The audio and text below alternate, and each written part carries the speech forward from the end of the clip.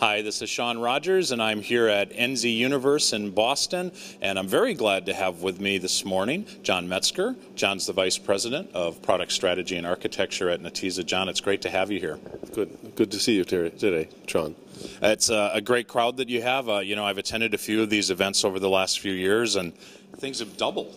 This is spectacular. It's much bigger than any prior one, and the number of people and the energy is just fantastic. I love it. I agree. I've always enjoyed the culture around your event, and it seems like the attendees have a good time. The theme around today's event is very centric to the users, and you guys are doing an awful lot with social networking, social videos like you and I are doing.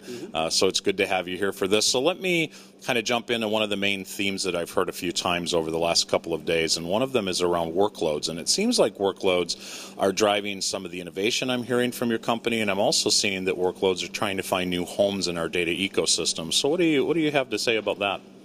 I think we've always been a workload-focused company from the very earliest days. We started out knowing that there were some technologies available to greatly change the price performance of data warehousing systems.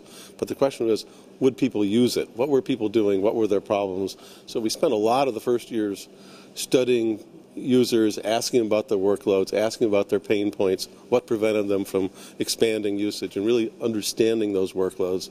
And so we kept on redesigning the software and extending it and thinking about the hardware systems in terms of what the usage and workloads were. So this is sort of part of our DNA for the whole time we've been in existence.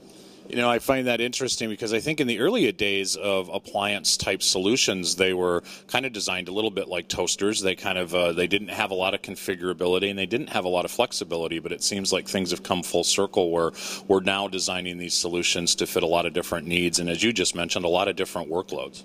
Yeah, I think that was one of the. We like the word appliance, but it does have the context possibly of something of limited flexibility. We certainly have been talking about always in terms of the great flexibility it does have for people who have these very varied data warehousing workloads. And so we see those workloads expanding in many ways. The numbers of people using systems, perhaps 10 years ago, you might typically have 10 or 20 people using a data warehouse. Now it's common to have hundreds, maybe thousands, maybe tens of thousands, all doing wide variety of things. So the workloads are bigger, more complex, and a lot more people involved in it. But we try to track that, understand that, and make sure we expand the system capability so we scale out to all those variations of workloads. Well, as a company that got into this probably earlier than anybody when it comes to the appliance market, you guys have been around a little over 10 years, and I think it probably does give you some insight into the market that maybe others don't have, but maybe more importantly, you get a little bit more flexibility with what you're able to do when we're coupling software and hardware together.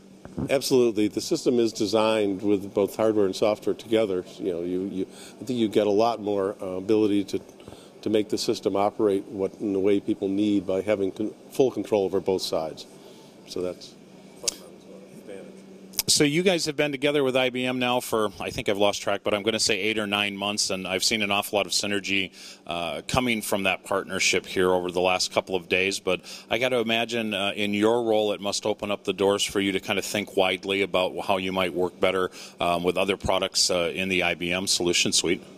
Yeah, I think it helps us in at least 2 different ways. I mean, there are products in the IBM product suite, and some of them were announced today, Cognos, SPSS, where there's better integration with those products and our products, and we're evolving a strategy for data warehousing that includes many of those things, and those can now happen much more fastly, much more quickly, and much deeper.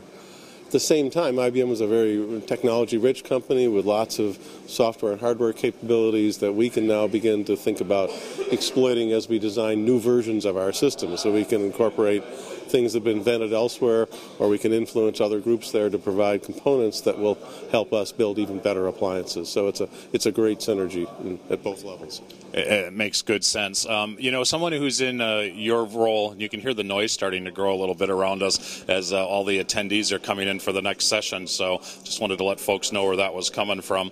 My last question is you get to watch some of the most interesting technology that's out there in this space. There's solid-state drives, there's in-memory data analytics, there's columnar, row-based. There's all these great discussions and all these new tools that people are applying to problems. Do you have any that you find really interesting or opportunistic? Well, I think all the ones you mentioned are ones that we're tracking and spending significant time trying to find the best way to exploit them. It's very interesting. New technologies, solid state will give us much better performance, and the costs are coming down rapidly. I look at costs on devices like that in terms of not their pure cost, but megabytes per second per dollar. What is the speed cost, not the capacity? And those are becoming very, very attractive.